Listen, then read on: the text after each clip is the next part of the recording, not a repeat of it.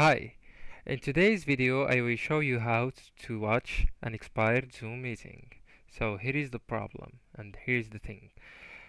Each of you guys go to meetings and they can't find the meeting on this list or on the recorded option list.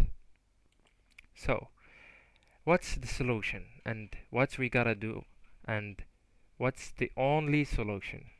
The only solution is that's one Zoom meeting should be recorded by you.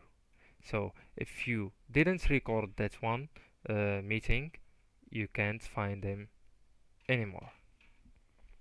So first things first, you need to open your browser.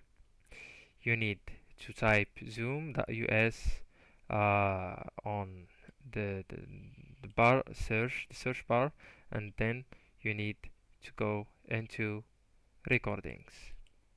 So once you get into recordings, you will search on a bar. I don't have that bar because I don't have the premium version of Zoom. So you will look for that one and you will find it for sure. That's expired meeting. So guys, that's the video. I guess I explained everything and everything is clear.